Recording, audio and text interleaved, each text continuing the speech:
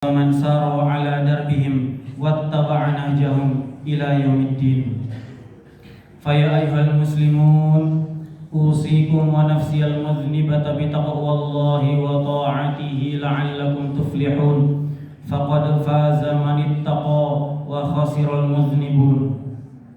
قال الله تعالى يا أيها الذين آمنوا اتقوا الله حق تقاته ولا تموتن إلا وأنتم مسلمون. يا أيها الذين آمنوا اتقوا الله وقولوا قولا سديدا يصلح لكم أعمالكم ويغفر لكم ذنوبكم ومن يطع الله ورسوله فقد فاز فوزا عظيما. صدق الله العظيم وصدق رسوله النبي الحبيب الكريم والحمد لله رب العالمين.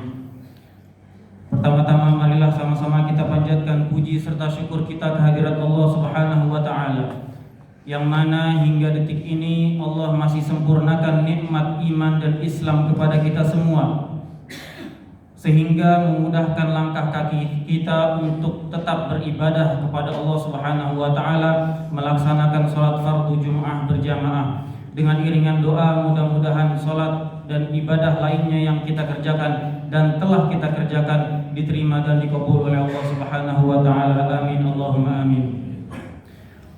Khatib berpesan kepada diri khatib tersendiri dan pada kaum muslimin semuanya untuk selalu meningkatkan keimanan, kualitas takwa kita kepada Allah Subhanahu wa taala, karena itu adalah satu-satunya bekal yang pantas kita bawa menuju kehadirat Allah Subhanahu wa taala. Fa inna khairaz zadi taqwa wattaquni ya ulil albab.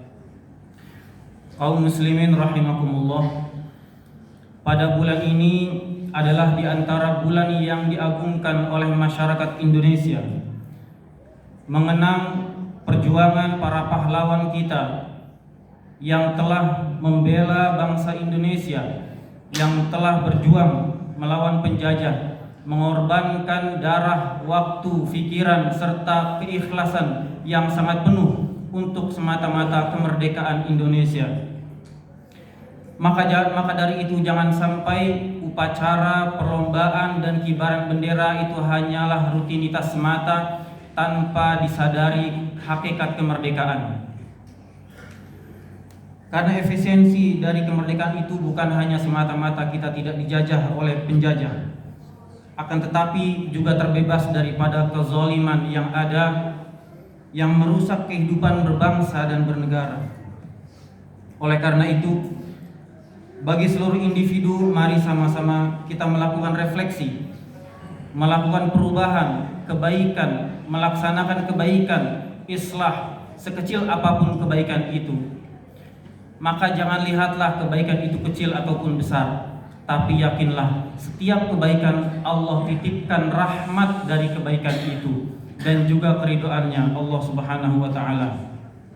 Sebagaimana kisah yang kita ketahui, bahwasannya kisah seorang wanita pekerja malam yang masuk surga sebab perbuatan kecil.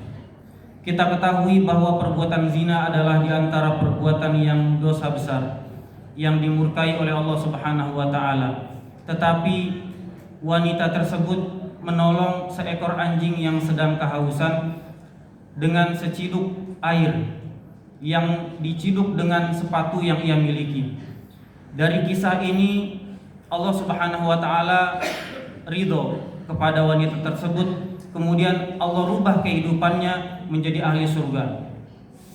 Kisah ini menggambarkan bahwasannya ada sebuah pekerjaan yang dimurkai oleh Allah Subhanahu wa taala, dan juga ada kebaikan yang menurut kita itu adalah remeh, yaitu memberikan seteguk air minum. Bahkan dalam gambaran ini bukan manusia, tetapi adalah seekor anjing.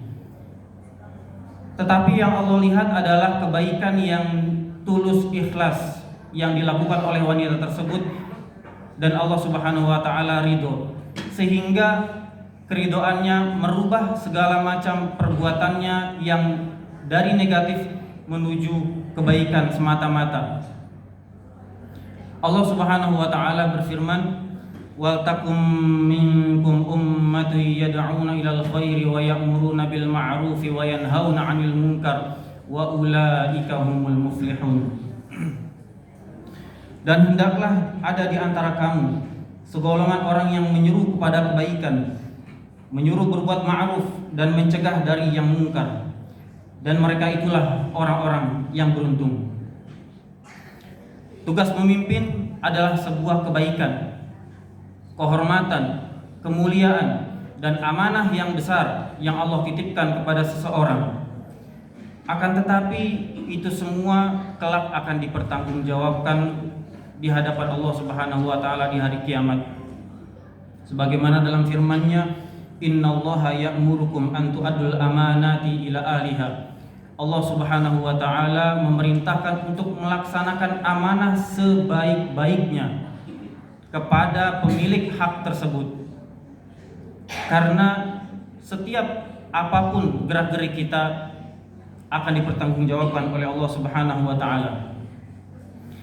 Dalam hal menjaga jiwa rakyat, Sayyidina Umar bin Khattab radhiyallahu anhu tatkala beliau menjabat sebagai khalifah, beliau berkata kepada masyarakat, "Demi Allah, jika ada seekor keledai yang terjatuh tergelincir, aku takut seekor keledai itu akan menuntut kepada Allah Subhanahu wa taala di akhirat kelak."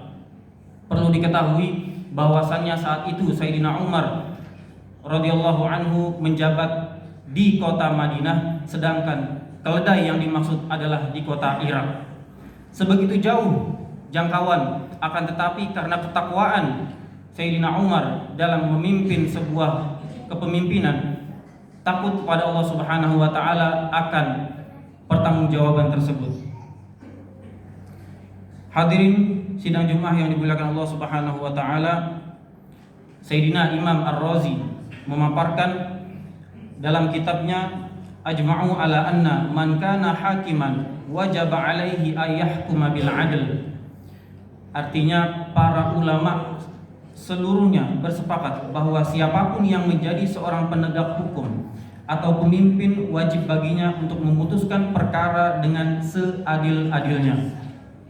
Kaum muslimin yang dirahmati Allah Subhanahu wa taala, ingatlah bahwa pada hari kiamat kelak setiap kebijakan atau keputusan yang kita laksanakan akan dimintai pertanggungjawaban di hadapan Allah Subhanahu wa taala, baik itu kebaikan ataupun keburukan. Maka barang siapa yang mendapatkan lembaran amalnya berupa kebaikan, maka bersyukurlah pada Allah Subhanahu wa taala. Dan barang siapa sebaliknya, maka memintalah ampun pada Allah Subhanahu wa taala, sebagaimana yang diterangkan dalam hadis Nabi sallallahu alaihi wasallam, "Ala wa kullukum ra'in wa kullukum mas'ulun an ra'iyatihi." Kaum muslimin yang dirahmati Allah Subhanahu wa taala, dalam berkehidupan berbangsa maka kita diperintahkan untuk tetap bersatu, sebagaimana yang Allah firmankan dalam Al-Quran, wa'tasimu bihablillahi jami'an wa la tafarraqu. Berpegang teguhlah kalian pada tali peraturan Allah Subhanahu wa taala dan janganlah kalian saling berpecah belah. Sebab pada perpecahan suatu bangsa dimulai dari perpecahan individu, tak saling menghargai dan pula tak saling menghormati. Kecintaan terhadap bangsa telah dicontohkan oleh Nabi sallallahu alaihi wasallam, Sayyidul Awwalin wal Akhirin, sebetapa beliau cinta terhadap kota kelahiran, yaitu kota suci Makkah Al-Mukarramah. Sebagaimana yang diriwayatkan oleh Ibnu Abbas radhiyallahu anhu, Rasulullah sallallahu alaihi wasallam bersabda, "Ma atyabaki min baldatin wa ahabbaki ilayya walaula anna qaumi akhrajuni minki ma sakantu ghairaki." Ay kama qala sallallahu alaihi wasallam, yang artinya, alangkah indahnya engkau wahai kota suci Mekah, dan engkau merupakan negeri yang paling aku cintai. Seandainya kaumku, yaitu penduduk Mekah, tidak mengusirku dari kota ini, maka aku tidak akan keluar dari kota ini dan aku tidak akan pindah ke negeri lain. Sebagaimana yang kita ketahui, beliau hijrah dari kota suci Mekah ke kota suci Madinah dan wafat dan dimakamkan di kota suci Madinah sallallahu alaihi wasallam. Kaum muslimin rahimakumullah, ada kemerdekaan yang harus kita perjuangkan. Bukan hanya kemerdekaan negara, lebih dari itu, kemerdekaan hati, jiwa, raga yang ada dalam diri kita yang sampai saat ini masih dijajah oleh hawa nafsu semata. Ajakan-ajakan negatif itu adalah bentuk daripada penjajahan terhadap diri kita sendiri. Maka perhatikanlah apakah diri kita masih dalam belenggu penjajahan ataukah tidak. Sayyidina Ali bin Abi Thalib karramallahu wajhah, beliau berkata, kullu yaumin la na'sillaha fihi fahuwa id. Setiap hari apabila kita tidak bermaksiat kepada Allah Subhanahu wa taala, itulah hari kemerdekaan. Sebagai penutup, sebagaimana yang kita ketahui dalam kisah peperangan Badar, yang mana kisah itu sangat masyhur. Kaum muslimin itu saat itu berjumlah 313 orang melawan kaum kafir Quraisy yang berjumlah 3 kali lipat lebih besar darinya, kurang lebih 1000 orang. Tetapi dengan kegigihan, keikhlasan, perjuangan lillahi ta'ala, Allah Subhanahu wa ta'ala menetapkan takdir kemenangan untuk kaum muslimin yang hanya berjumlah 313 melawan 1000 orang.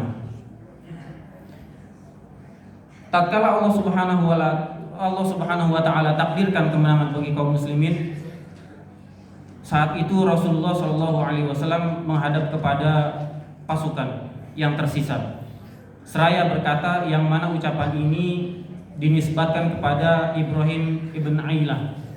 Beliau mengatakan, kita telah kembali dari jihad yang kecil menuju jihad yang lebih besar. Apa itu jihad yang kecil dan apa itu jihad yang lebih besar?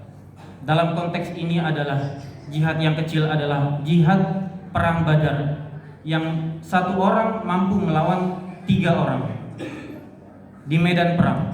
Itu Rasulullah katakan jihad yang kecil. Dan apa jihad yang lebih besar?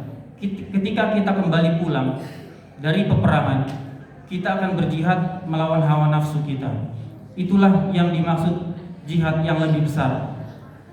Maka perhatikanlah, peperangan yang ada di perang Badar itu sangatlah amat agung besar, tetapi Rasulullah katakan itu adalah jihad yang kecil. Akan tetapi jihad yang lebih besar adalah jihad tatkala kita berada dalam kesendirian. Apakah langkah kita, gerak-gerik kita itu merupakan keridhaan dari Allah Subhanahu wa ta'ala. Oleh karenanya, mari sama-sama kita introspeksi diri kita untuk melakukan perubahan yang lebih baik, melakukan hal dari sekecil apapun. Boleh jadi bukanlah ibadah sholat kita yang mengantarkan kita untuk masuk surga, bukan pula tahajud kita, bukan pula sedekah maupun duha kita. Akan tetapi boleh jadi yang mengantarkan kita masuk dalam surga adalah singkiran paku atau duri yang ada di jalanan yang kita singkirkan begitu saja. Barakallahu li wa lakum fil Qur'anil azim wa nafa'ani wa iyyakum bima fihi minal ayati wadh-dhikril hakim wa taqabbalallahu minni wa minkum tilawatahu innahu huwal ghafurur rahim.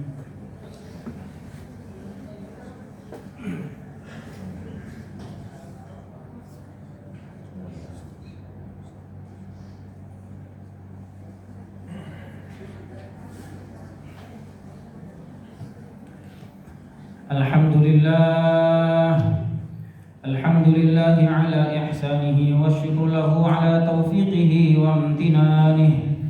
Ashhadu an la ilaha illallah wahdahu la syarika lah wa ashhadu anna sayyidana Muhammadan abduhu wa rasuluh ad-da'i ila ridwanih اللهم صل على سيدنا محمد وعلى آله وأصحابه وسلم تسليما كثيرا.